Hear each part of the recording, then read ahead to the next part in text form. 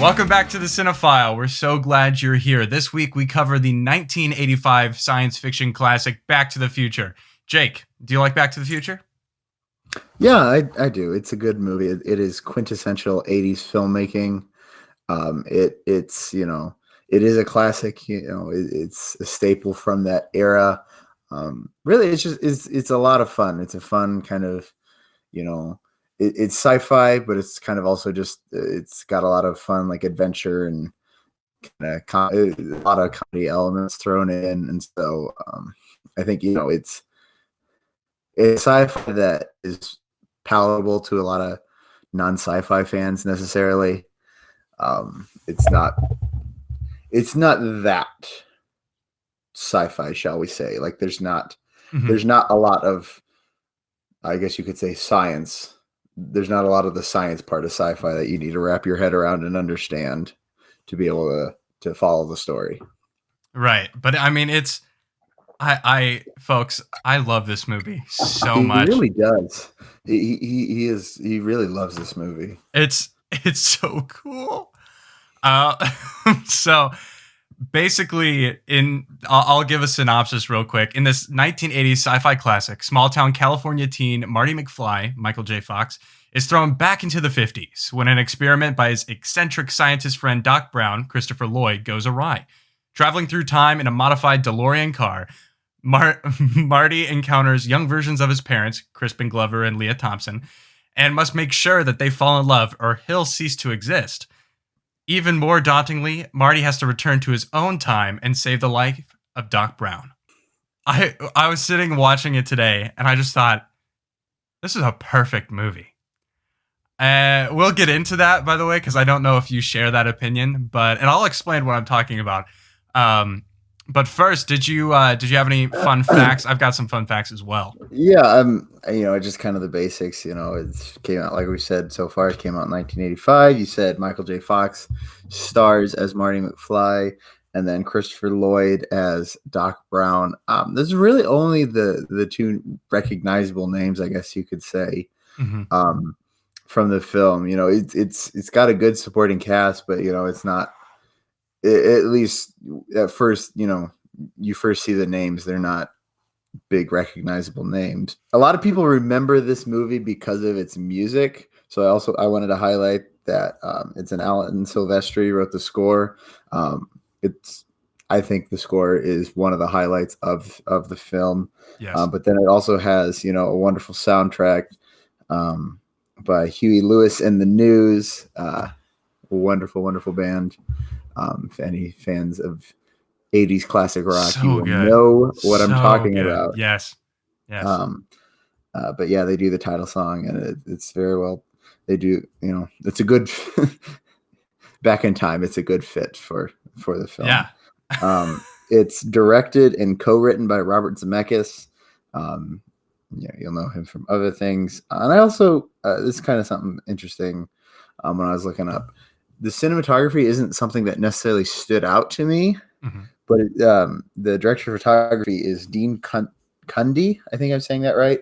But he's been the cinematographer on a lot of well-known films. He's done. I didn't recognize the name, but then when I got into his filmography, he's done Jurassic Park, he's done Apollo 13, he's done Hook. Wow. He's done a number of collaborations with Steven Spielberg and other, other big name directors, obviously. But it's, I guess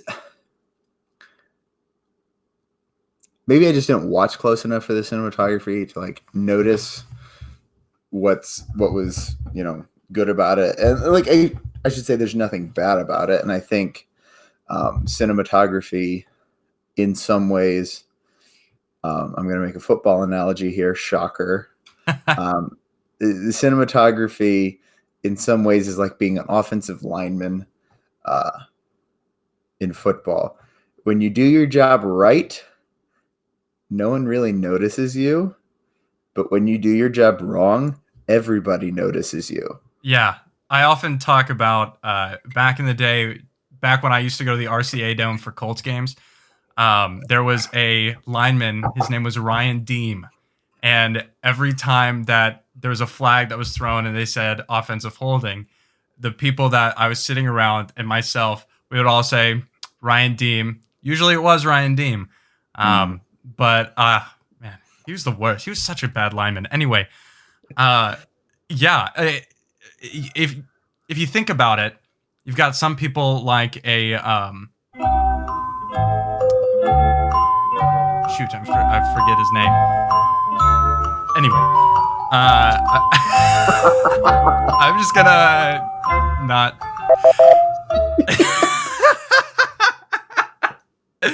But yeah, sorry, I don't think I'm tired.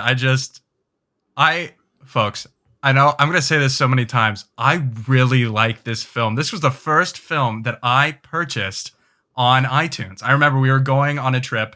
I don't remember where, but I said I told my dad I want to buy Back to the Future so I can watch it on the plane.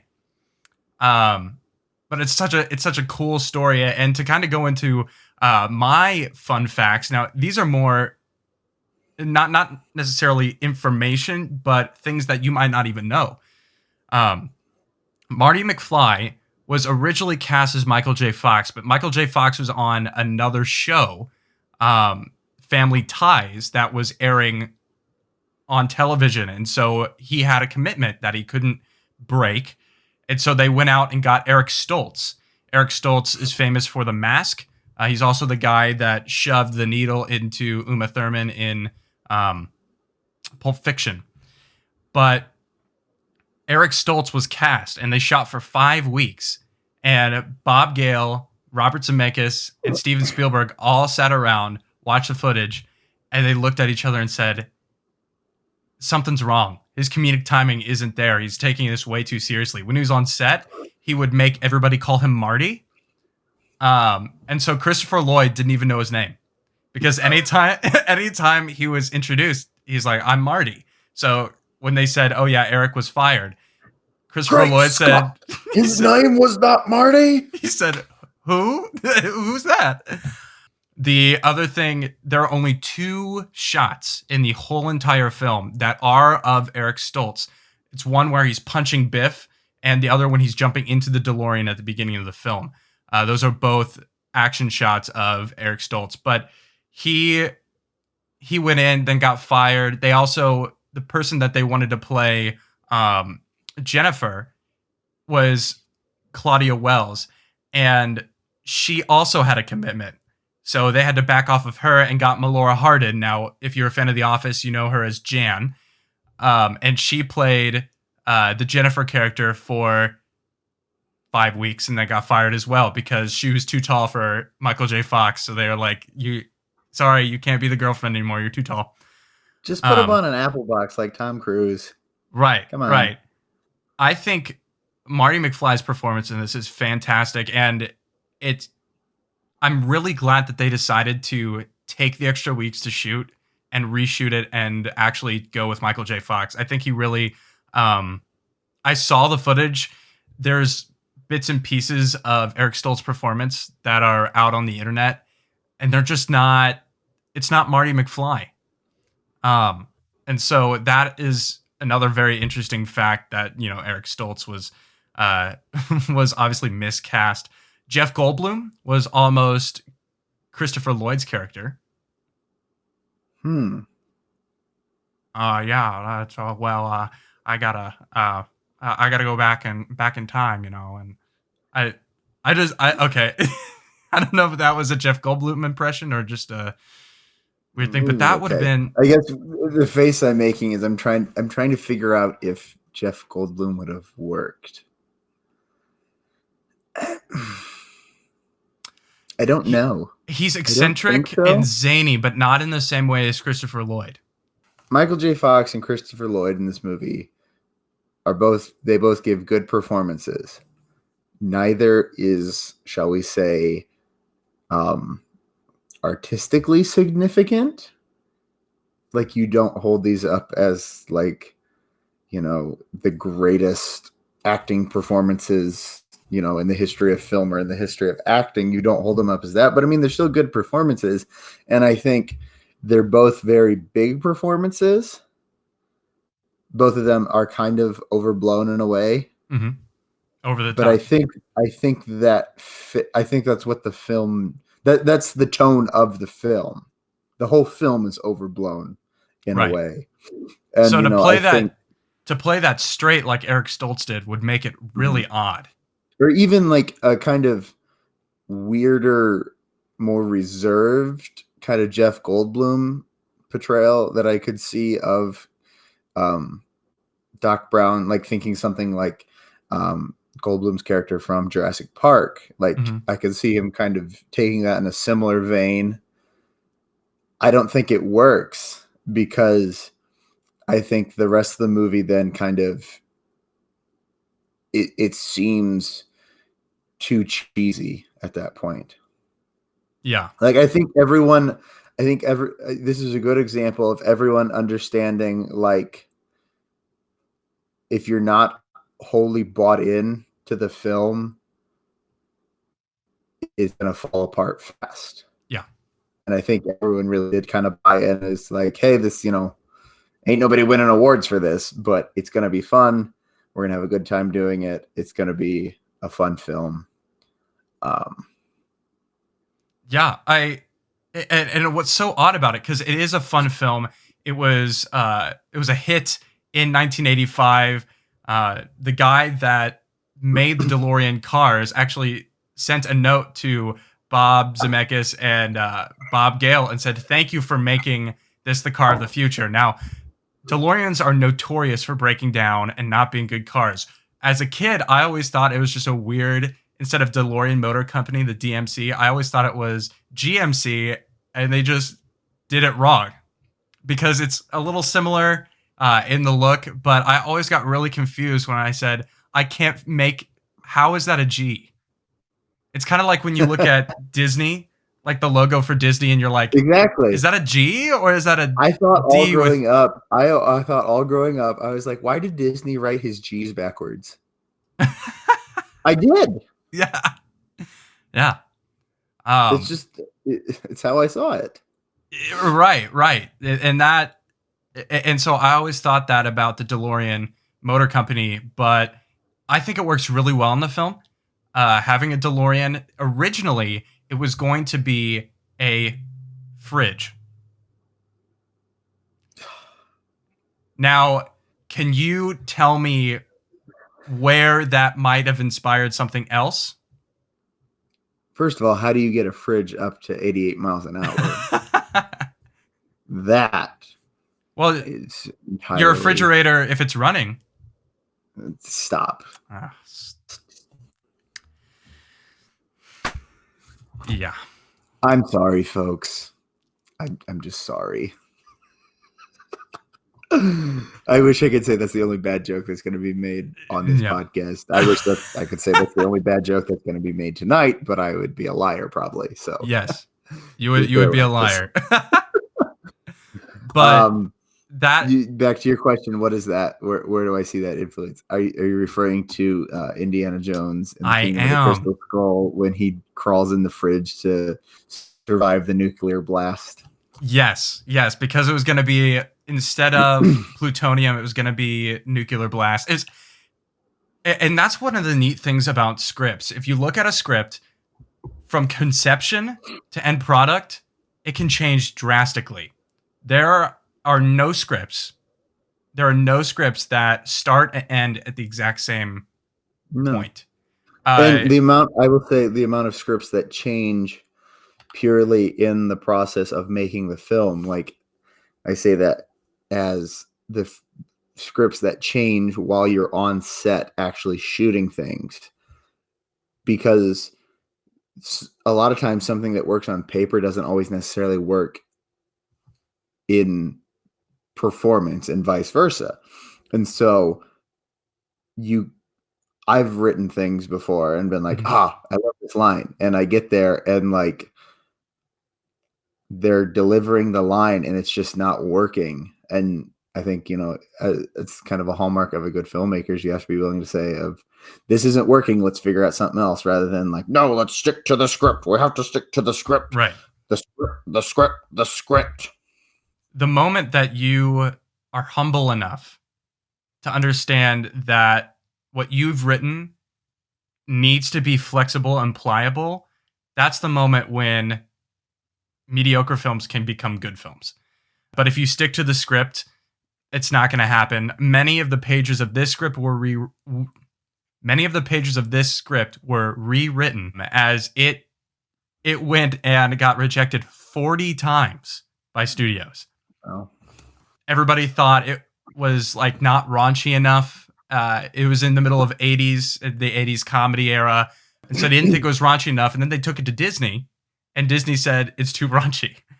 I think they weren't a fan of the implied incestuous relationship, which we'll get into. But those are some fun facts, interesting things about this classic that almost wasn't. To kind of move into our rosebud and thorn of this movie, Jake, what were your rosebud and thorn? What you liked, didn't like, and what do you think could be done better? I really struggled on these this week, and it's just, I don't know. I think part of the reason is I like the film. It's a good film. It's not one I go back to often. And like, that's not, that's just me personally. It's a good film. It's important that I think we're talking about it. It's just, it's not one that, is necessarily something I like to come back to, and feel like it's like, oh, I want to rewatch this. There's nothing wrong with that. But I would say my rose for this is Christopher Lloyd's performance. I think Michael J. Fox does a good performance too, don't get me wrong, but I think his especially stands out and shines, and I think his is the most consistent throughout the film. For sure. And I think maybe he handles the time travel the best. And maybe it's because he's the one that most understands the time travel. Mm-hmm. Yeah. Even when you go back and it's 1950s Doc Brown, and he doesn't yet know that he's gonna make a time machine 25 years or 30 years later. Yeah, it's 30 years. Yeah, 30 years. I can do math, I promise. I think it's the most consistent throughout. Like I said, it's big. It's a big performance. If you don't like big performances, you're not going to like this movie. That is true. Yes. But I think it works well for the film and well for his character. I would say my bud is, I'm either going to say costuming or makeup. Okay. Probably going to lean a little more towards makeup. Yep. Because when we start the film, a lot of the characters are noticeably aged. Yes. Like you can tell, especially Marty's mom and dad at the beginning. Mm-hmm. Doc Brown somewhat too, but especially Marty's mom and dad. It really bugged me when they were sitting around the dinner table. The amount of how much I could notice the makeup they were wearing to make them look older, because they cast them to look younger, right? They cast them as younger people, which makes sense because more of the film takes place with them being teenagers in 1955, not adults in 1985. So it would make sense. And I don't know, maybe, I guess I didn't notice it so much once Marty goes back to the future at the end and we see them again in their new reality. I guess that didn't bother me as much. So maybe they intentionally made them look a little worse for the wear in the beginning to highlight that these people don't really have a great life right now. I guess I could see that argument, but still, I think it could have been better executed. Yeah. And then really, I would say my thorn is the ending. It really bugged me this time because the ending specifically in like the moral resolution of the film.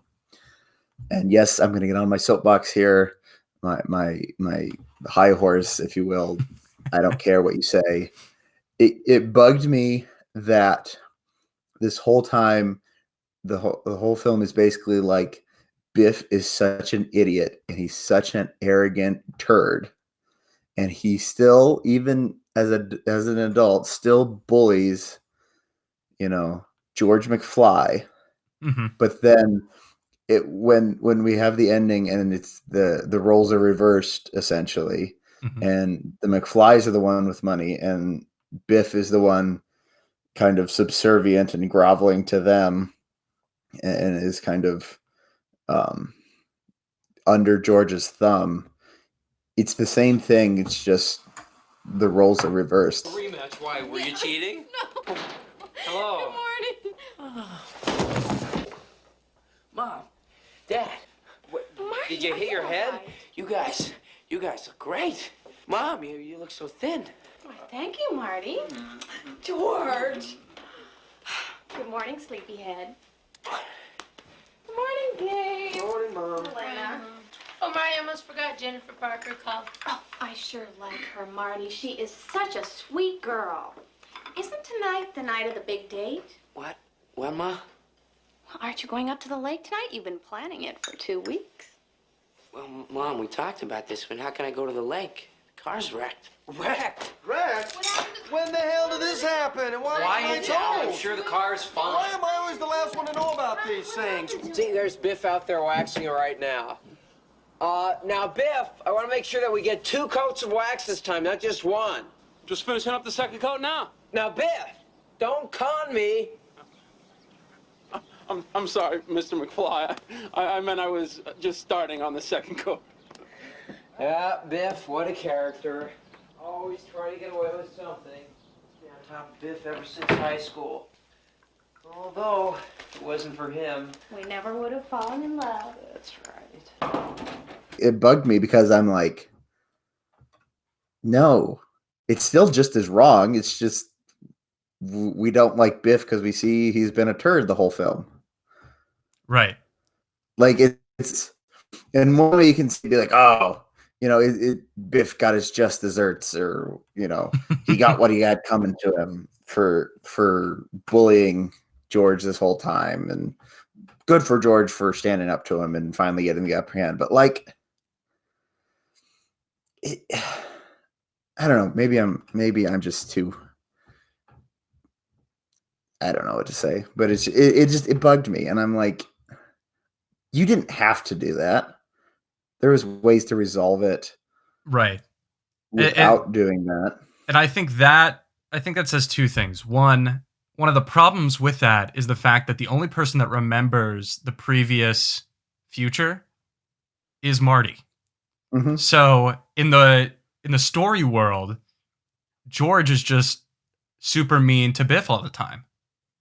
And so from that angle, I guess it could be something about, because they say, oh, well, do you want to be class president? Everybody's saying how popular George is now. I guess that could be something about popularity, but you can be popular without being an asshole.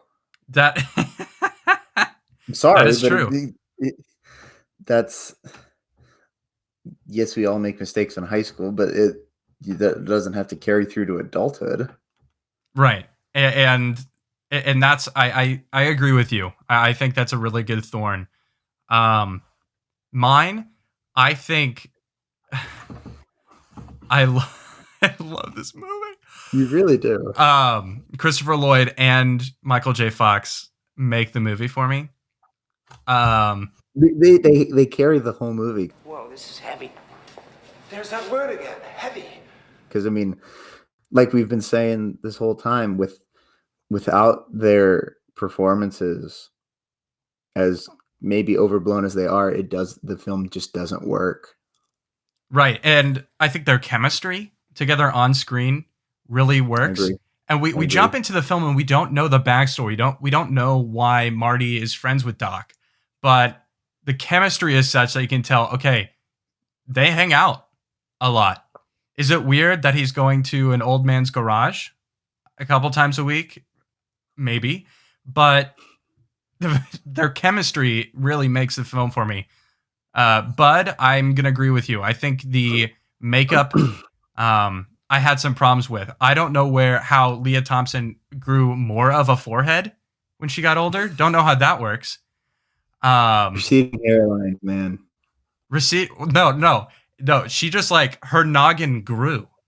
It wasn't a receding hairline. She had the same hairline. She just said, "All right, I'm just going to increase the amount of forehead I have." That was very odd. But if you notice, one of the things that I noticed a couple of times is their necks. When they're old, their necks, because they've got the wrinkles. It's nasty, dude. Yeah, and especially the principal. Ugh, I love how he's like. I didn't notice him so much. Oh, that's where I notice it the most because it zooms in on his face when he gets really close to McFly and is like, and he like touches nose to nose, which can't happen in a COVID era, but shouldn't happen anyways. It's just imagine if your principal from high school came up to you and said, you're a terrible loser like your father, and gets really, really close. Okay. Kind of uncomfortable. So the makeup, I think if you were to redo this today, and we'll get into that as well, but if you were to redo this today, I think it would benefit from the technology that we have developed when it comes to aging and de-aging characters. I actually think it would benefit a lot from that, but it does kind of take you out of the film a little bit. So those are, and my thorn. Is it okay if I don't have a thorn? When we used to do this in Scouts, a lot of us never had thorns. When we were for those of you that don't know, the reason we do a rosebud and thorn is when I was in Scouts, after every camp out, we would all circle around and stand together and give a rosebud and thorn. The rose being something good from the weekend, the bud being something we can do better for next time, and the thorn could be something that you didn't like about the trip. Usually it was weather. Everyone always that was like the go-to. Oh, what was your thorn? The weather. It rained. It was sunny. It was sunny in 75 the whole time. Yeah, but I only packed jeans. It's always that would have been you. I can hear it now. Young Ben being like, yeah, but I only had jeans and I got really sweaty. I don't need jeans to get really sweaty, but genetics.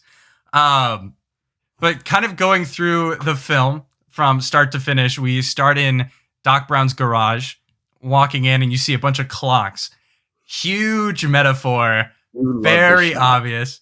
The amount of times you talk about this shot, and it's a good shot. Like I don't mean to diminish that, but you love this shot. Well, the whole film can really be summed up in it, right? If you notice, there's a picture that has a character hanging from a clock tower, which obviously foreshadows the end of the film. They talk about the plutonium, and the fact, and it just kind of immerses you in the movie. And then you've got him playing the guitar. Okay, you're gonna turn it all the way up. You see how big that speaker is? Do you want to go deaf? I know I sound like an old man, but 80s. It's the 80s, like. And that little piece of cheese that he calls a guitar, like, that always. What did you expect to happen? I don't understand. And so they do that, and then what? 17, like. Okay, when I was 17, I knew not to go all out with the noise. The church that I went to when I was 17, depending on where you stood, they had a bunch of speakers. So if you stood right close to the speaker, you got a lot of worship. You got a lot of Jesus right in your ears. A lot of it, more than normal. I think it makes sense for his character that he cranks up the speaker so loud because, like, yeah, Marty he takes everything too far, especially when it comes musically. Hmm. He does it throughout the film, and I Yeah. think that's who he is, and that's very. I think that was kind of that was very, I guess, indicative of not just that generation, but like that time in most people's lives. Like we all have had one point or another where our parents we're listening to music they don't listen to or they don't necessarily get, and turn that music down. Right. Right. It's like when I listen to rap. Mm-hmm. It's just poetry with moving your voice up and down. I don't. In fact, my mom even does it when I sometimes listen to the Doors. She's like, just turn this off. It's too loud. And like, I don't get this. And I'm like, it's the Doors, The Mom. Doors? Okay. Yeah. Well, I love the Doors. I do too. That's a great band. That's a great band. Police is a great band. Also, we talked about it before. Huey Lewis and the News, great band. Speaking of losing their hearing, actually Huey Lewis lost the hearing in one of his ears, so he can't sing anymore. But really? yes. But the last album he had, I own it. The last album he did maybe about a year ago, that was like the last he's going to be able to do because he can't hear, so he can't have the pitch. But I mean, he has such a great voice. He makes a cameo in this film. We leave Doc Brown's garage and you see a Burger King. There's a lot of Burger King in this movie. It's not a sponsor. They just happen to film next to a Burger King. And we go around the town square and end up at the high school. He's late for school. And that's when, grumpy old Baldy comes in and I was like, you're a loser like your father. Okay, well, you've been the principal at the same school for 30 years. So who's talking, right? Pot, kettle. And then he goes and does this Battle of the Bands. And the guy that takes up the microphone, or not the microphone, but the, what do you call it? Megaphone. The guy that picks up the megaphone is Huey Lewis. He makes a cameo in this. Right, in yeah, this I forgot about that. Yeah. And of course, they go all out on the guitar and they said they're too loud. Then we go into the living room of the McFly house. They're having dinner. They talk about how Uncle Joey didn't make parole again. and so then, all right, we're going to eat the cake. Who makes a cake if somebody gets out on parole? Every episode of The Sopranos where somebody gets out of the parole, they make a miracle. But because they're Italian and they also just want an excuse to eat. Yeah. Sometimes I think I'm Italian. Sometimes I think I'm Italian. Because you know how almost every recipe of mine starts. Garlic and onions. Garlic and onions. Pan with olive oil. And garlic is... I love garlic. But then Marty falls asleep in the most uncomfortable position I've ever seen somebody sleep. It's so weird. And he does it twice. Dude, I'm like, honestly, the first time I thought he got tied up. Yeah. How do you... I thought he got tied up with his suspenders. I mean, aren't your obliques going to hurt? Or something? Abs?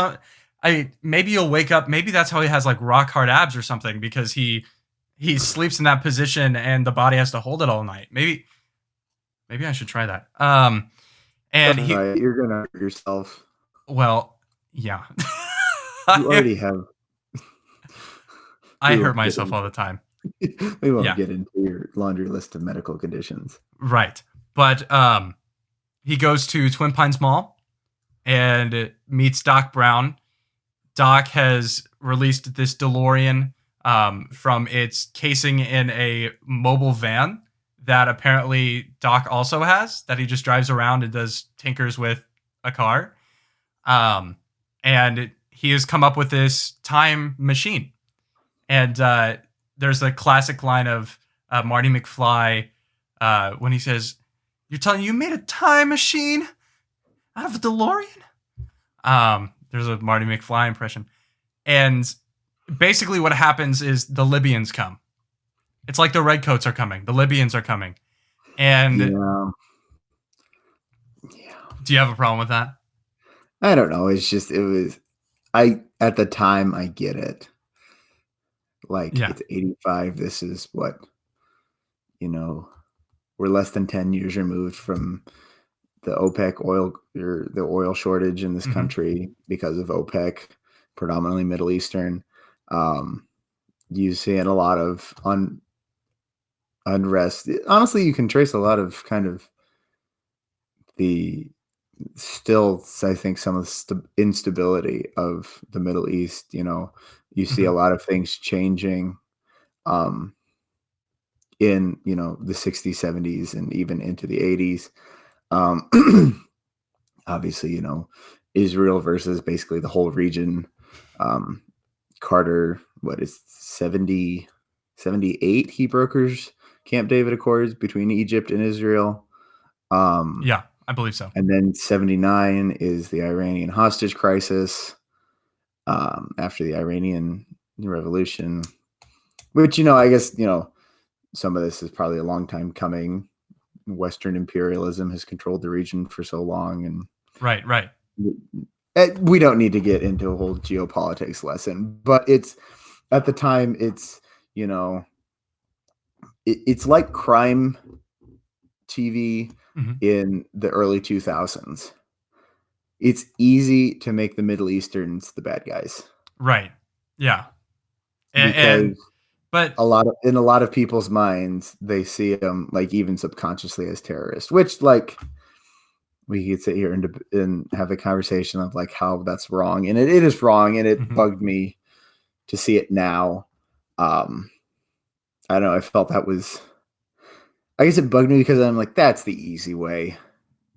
yeah, I can Like see that. at the same time, like you could have just as easily made them Irish and say you stole the plutonium from the Irish Republican Army that was, they were planning to blow up Parliament because the IRA like to do that. And I guess they're chasing you with a car and just throwing kegs of Guinness at you instead of no, they would be guns. drinking the Guinness. One's There's a for lot of things me, wrong one with the for Irish. you. As someone who's Irish, there's a lot of stupid things the Irish do, but they don't waste beer. Yes, yeah, they do not. Anyway, Anywho, so there's your geopolitics lesson for the day, kid. we told you you're gonna learn something every episode. So Marty McFly jumps in the DeLorean and heads off to 1955. This is where it gets real interesting, people. Basically, to sum up a lot of this movie, if you've watched it, you know it, but Marty runs into his parents and saves his dad from getting hit by a car. But in the original timeline, his dad almost got hit by the car, and then that's when the mom fell in love with him. So Marty gets hit by the car and then wakes up in a room, and it sounds like his mom's voice is like, I had this really weird dream. And boom, there's his mom, 30 years younger, sitting there. And she removed his pants for what, I don't know if she thought he was gonna, maybe it was 75 and sunny. Maybe that's why she removed his jeans. But then she calls him Calvin Klein, which this whole thing with the mom finding Marty attractive is so, It's uncomfortable knowing it from the audience perspective, but like it's the same thing we assume that she did with George when George was the one that got hit by the car. right. She's Doc Brown talks about the Florence Nightingale effect, and that's supposedly the reason that, Marty's parents got together in the first place because, George is the one that got hit by the car, and she's taking care of George, and that's how they fall in love. So I guess it makes sense that when it's Marty, not George, that gets hit by the car, they're the ones that, start falling in love. And it's just uncomfortable from our perspective and from Marty's perspective because we know the truth of who Marty is. Right. And so it's like, I think it's the running joke of the whole film. Really. Yeah. And the other running joke, and we see this here, Marty's really bad about keeping the secret that he's from the future. Like almost too bad. Like that, I guess that may be one of the thorns for me, is that the writing is a little too on the nose. Now, one of the neat things about this film is a complete film. And what I mean by that is that everything that is brought up has a resolution by the end. That's what Tanner Pearson calls a great movie, because he loves a happy ending. And that kind of circular storytelling I really appreciate, because I feel it takes a lot of brain power to try and figure out how to make sure everything you bring up fits in 30 years removed and also back in the future again, and everything just ties up really nice in a nice bow. And a lot of movies you don't see that. And that's why when I say this is a perfect movie, that's what I mean. I mean that nothing is wasted. Now, the writing, little on the nose. The mom in love with her son, not good for Disney, and I don't blame them. But overall, that ability to kind of handle a story like that and wrap it in a bow, I admire so much. And I've always wanted to write a script that I can do that with. That everything has its place, and there's a reason why, because in the end, everything is just going to mesh together in a really neat way. And that's one of the reasons why I love the film. But Marty, stop. Oh, this is a classic. I saw this on reruns, and the kid goes, "What's a rerun?" And he goes, "Oh, I have 2 TVs. Syndicated television? Like, what are you talking about, man?" Yeah, and then so Marty is trying to come to grips with this new life that he's in, while also he meets Doc Brown again. Says basically, "Hi, you invented this in the future. I need you to be that smart right now, because I'm stuck 30 years in the past, and it takes 1.21 gigawatts of electricity to be able to send me to the future. Gotta get that plutonium. Gotta get that plutonium." Also, Like, is this the reason people are afraid of nuclear energy? Back to the Future? Yeah. Or is probably Chernobyl's what people are afraid of nuclear energy? Yes, a 1985 science fiction film starring TV's lovable son is the reason why everybody is afraid of nuclear power. Honestly, if Chernobyl didn't happen, everyone's like, let's figure out nuclear power so we can go back to the past. I mean, all right, let's get a Tesla. You know, if they were to make it today, it'd be a Tesla. Get a Tesla, throw some plutonium in it, and like, let's ride. Right. Yeah. And then, so he tries to figure that out. Eventually, where his parents really fall in love is the Enchantment Under the Sea dance. And Marty is roped into going with his mother in a very awkward scene where she talks about how she needs a strong man. And it's almost like Marty was too proud of that to say no. It's like, oh, she called me like a strong man. I mean, I am a strong man. Thank you for noticing that. Sure, I'll go with you. Which she also has a boyfriend. Because Biff is Biff dating her? Biff isn't her boyfriend. No, Biff is an arrogant turd that thinks he can have whatever he wants. They are not in any kind of relationship whatsoever. He thinks they are, but okay, because when I went to prom back in the day, I went with somebody that was dating somebody else, but that person was older, and she told me that if I were to ask her, she would say yes. And so instead of taking a risk, I just said, okay, I know she's gonna say yes, so I'll just ask her anyway. So I guess I like to think of myself as Marty in that situation, but I don't know. Really, I think it's interesting that's how you read that scene, because I read it differently. I read it as he's like, the Enchantment Under the Sea dance. Wait, that's where Mom and Dad, in the original story, he's like, that's where Mom and Dad kissed. That's where they fell in love. If I get them both there, I can set George up to be the hero of this situation. because he's just like, all right, the plan is he's like, all right, George, I'm gonna get a little rough with her, and then you come stop me. And that way he gets to be the hero that sets them back together. Like I think that's Marty the whole time. That's That's how I actually saw it. that's actually a way better interpretation. That he's smart enough to say, okay, I'm gonna make sure that they're both here, Mhm. and make sure that they have some sort of chance to get together. Because he's So, basically like he's like, why is she falling in love with me, and how can I make George that? shoot, I do you ever have to sneeze and then you Yes. don't?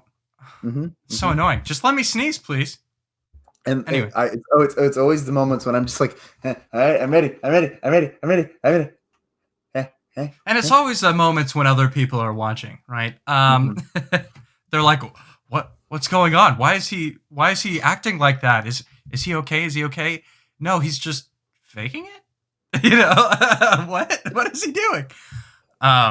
But anyway, we get to the enchantment under the sea dance, and Marty gets thrown into the back of a car, and Biff takes over the roughing up of Lorraine's character, even though he wasn't in on it. And so That's just Biff. that's just Biff. And Crispin Glover's character, he said, "You know what? Finally, I'm going to stand up for myself." And this man, I don't know if it was the long arm and like the trajectory, he knocked out Biff cold with one punch. And finally, they get together. They go into the enchantment under the sea dance. They kiss. And Michael J. Fox gets to show. Okay. I didn't know if you're trying to be the fish from the enchantment under the sea dance or you're kissing. Now I don't know if.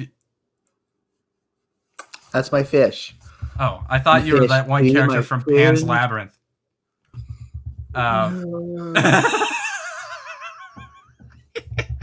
That character, yes. It's just that whole film is just creepy. Okay. We will talk about any film and every film except that film. I've seen that film 7 times. I cannot stand it. Ben, why have you seen it 7 times? Because if you go to school and you're in film school or you take film classes, that is an excellent film to show. Doesn't mean I have to like it, but that's an excellent film to show. And it creeps me out every single time. But if you're into Guillermo del Toro, please check it out. And if you're not, I mean, you could check it out and then agree with me in the comments down below. I'd appreciate that. Need some validation here. Yeah, they finally they kiss. Marty's okay, and then he gets back, and the storm actually happens and knocks the power line down, so they can't connect it to get the electricity to go to hit the DeLorean. And so for some reason, Doc says, "Okay, I just want you to tie this because it unplugged. I want you to tie this end, and I'll pull it up." But he didn't have him remove the tree. Like the tree is the reason. No, the tree branch is the reason why it broke, or it snapped, or it unconnected, and so it's still on the ground. And now you're supposed to come up with magically extra amounts of cord. I don't know. That seemed. Come on, man. You had one job. You remove the branch, remove the issue, and you'll be able to solve the problem. Well, if you only had like 6 minutes before you had your one shot to get back to the future or be stuck in the past for forever, would you not be thinking a little irrationally? Yeah, I would. Just put yourself in his shoes. You are stuck 30 years in the past, right? No Sony Walkman, no Toyota truck, no, Mayor Goldie Wilson, no Ronald Reagan, no Reaganomics, no Lion Estates. If you're stuck in oh my gosh, I couldn't imagine, like, putting yourself in Marty's shoes. Like, he plays it off comically because that's what the film is, but if you were to be sent back in time and you had one shot and you didn't know if you were going to be able to make it, I don't know what I'd do. But he could live with Doc Brown and the dog that apparently is 30 years old. Einstein, they show Einstein in 1955 and then 1985. Yeah. I don't think that's possible. Unless that dog is Scooby-Doo, that's not possible. Like zoinks. What are we on today? Good Lord. I don't know. This has been a different podcast. I think I'm a little spaced out. I didn't get my pre-podcast nap in, partially because I didn't want to screw up my hair. And hey, it is what it is. This movie is one of my favorites, like I said, because of the circular plot, but also because it's so neat to think time travel story. I love time travel stories, and now Jake doesn't necessarily like time travel stories, especially Harry Potter and the Prisoner of Azkaban. I don't mind a time travel story. I just think it's a concept that has to be handled well. And honestly, I feel like this go around, they handle it very well. It may be one of the best examples of time travel. Right. Because the fact that like we're not repeating events, so everything, nothing feels like it's rehashed, if you will. Yeah. Like in Prisoner of Azkaban, where everything happens like it does every single time. But this film, it's honestly, I think that's the more accurate way to do it. But it's just like, I think it takes you as the audience out of the film somewhat. Right. Whereas this doesn't. I never feel like time travel is an obstacle to the story. That's a good point. This film is one of the easiest understandings, and doesn't get into the physics too much. Like, you and I only know one person that we could call and could explain this to us, and his name is Daniel Eisenberg. And we should have him on. To us how it's wrong. He would explain to us how it's wrong. Yeah, he'd be like, that's not how physics works. And I said, well, I didn't pay attention in physics class. I was going to go into film. Sorry, Mr. Wolf. Yeah, okay, you did. He was lazy with his math anyway, so.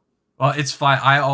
Because I excelled in science for a long time, and then I got to physics, and somehow all my calculations were wrong all the time. Coincidence? I think not. Don't know how that happens. Maybe my calculator was off by a few degrees. With science. And the weirdest thing was that the guy that was my science teacher, that I don't even remember his name, there was one day where I was late, and at North Central you had what's called the holding cell, where if you were late to class, you weren't able to go into class. You had to go into a separate room and just think about how you were late. What? Yes, it's called the holding cell. Rhea went many a time. Oh, the holding cell. What? No, I found out that other high schools don't do that. You could just go into your classroom. But the reason I bring it up is that I never went to the holding cell. And that's partially because I never wanted to. So I imagine found you reasons of going to the holding cell. Yes. I'm not like Joey. I'm not like that Joey character who loves the bars. But that was savage, by the way, when Marty said, Uncle Joey. Yeah. He said, get used to these. And she goes, he loves these bars. He never leaves. We just leave him in there. He's like, well, that's going to be his life. But there was one day where Rhea and I were late, and Rhea just went straight to the holding cell, and I went to the door, and I started to cry so that he would feel bad and let me in. Aww. So that I didn't go to the holding cell. Wait, did you genuinely cry, or was it an act? No, that was an act. I'm the same person that gave myself a panic attack to get out of a ticket. Okay. And it worked. That's a story for another time. The other time that I was late, there were two other times that I was late.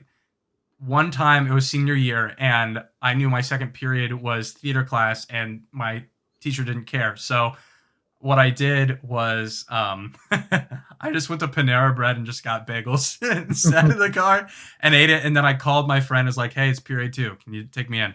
And then the third time I was late and I just walked into class, and one of the professors, teachers would roam the halls and to see if you were late.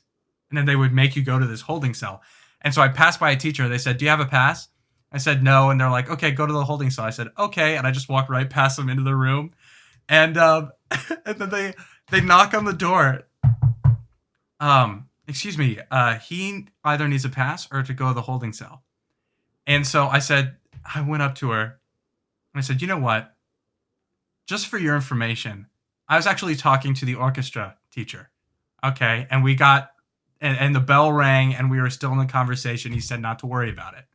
I lied. That was a whole lie. I was like Mary Astor. I just lied the whole time. And she goes, Wow. okay. So I said, so I'm going to go and get a pass. I'm going to come back. So I rushed down to Mr. Gormley and I said, hey, I need you to write me a pass so that I can get into class. He goes, okay. And so he wrote me a pass. I walked by again. I handed it to her. And now this was 7 a.m. and I was a different person back then. I said, next time I'd like to focus on my education. And then walked in the classroom. So next time, yeah, I was a jerk in high school, but I was so afraid of the holding cell. Rhea got lost in North Central, and it was like her sophomore year, and she got lost. So she was always in the holding cell. It was more like the Rhea room. Hey, future editor Ben here. I just talked to Rhea, and she wanted to mention that she only went to the holding cell maybe a handful of times. But that handful of times was a lot more than my 0. So she adamantly denies that she was always in the holding cell, but yet will still accept the responsibility of being the holding cell warden. Cool. Back to the show. Instead of the holding cell. Oh my Lord. But yes, so even in this movie, they're patrolling the halls, giving out tardy slips. Michael J. Fox's character has been late 4 days in a row, which you kind of have to try to be able to be late 4 days in a row. But I don't know. When your clocks are 25 minutes off, maybe that's going to happen. Anyway, closing thoughts. What are your closing thoughts on the film? Like I said, it's a good film. It's not one I necessarily like to come back to, but that's okay. Just it's not necessarily my cup of tea. I think it is like the quintessential like 80s adventure film because it has like, yes, it's sci-fi, but it's not that sci-fi. It's pretty easy going in terms of sci-fi-ness and like to understand that. But there's an adventure, there's lots of pop culture, there's lots of comedy thrown in. And so I think, it's when you look at kind of adventure movies of that period, it's very much in line with, with the Steven Spielberg films of the period with, oh shoot, I'm drawing a blank. I can't think of another filmmaker like it. Wow, this is embarrassing. Anyways, but like when you think of like the big blockbuster movies of the 80s, they're just, a lot of them are just fun movies. Yeah. And I think that's just, I guess that's a reminder that at the end of the day, film is just, people go to watch films to be entertained. Yeah. Yeah. And this movie is entertaining, to say the least. Yeah. So you asked me the question last time, but I want to ask you, since you love this movie so much, could this movie be remade today? That's a great question. Technically, no. So Bob Gale, the co-writer, has said that until he dies, they are not to make a 4th Back to the Future film or remake it. Do I think it could be made today? Yes, but one of the things is, what makes it so endearing is that the 80s is almost like a larger than life decade to us, right? We weren't born in the 80s, but all these movies happened in the 80s, all these cool things happened in the 80s. It almost seems like a larger than life decade. And so that's one of the things that I think is so enduring about the film. And to do it today, uh, we're not in such an enduring decade so far. So I think the premise could happen. I think it almost would be technically more believable today. Honestly, instead of a DeLorean, it's got to be a Tesla. It has to be a Tesla. Because that's the only way you buy it. It has to be a Tesla, and You could go on the news tomorrow and say, breaking news, Elon Musk announces that he's invented the first time machine prototype made out of a Tesla, and people would buy it. oh, for sure. Before the end of the year, Elon Musk is trying to send the first all civilian flight crew to space. Yeah, In a yeah, SpaceX rocket. Like and that's just if it would fit his persona so well. right, and like I said, it's got to be Tesla. I think you could go back to the past. Could it be made today?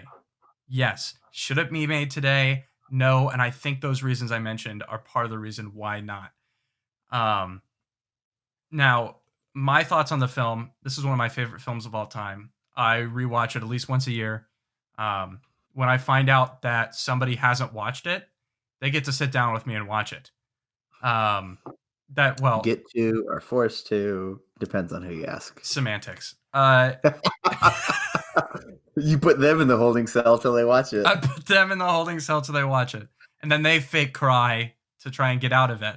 I said, no, I know how to do that, so no. But this is amazing film. I love the story. I love the characters, the actors that play them. It's larger than life. It's a fun movie, and I also, when we talk about Back to the Future 2, Part 2, I love that they go back to the past in 1955 again, and then you see it from even a different angle. I always think that's really neat. But this movie, there's a lot to unpack, and we didn't unpack it all. We definitely went on some tangents, but I would definitely recommend, if you are interested in this film, if you're interested in 80s sci-fi, go read up on it, because there's a lot that we didn't cover. There are a lot of Easter eggs, where, for instance, Mayor Goldie Wilson was the bar hand, or the guy at the cafe that was sweeping up.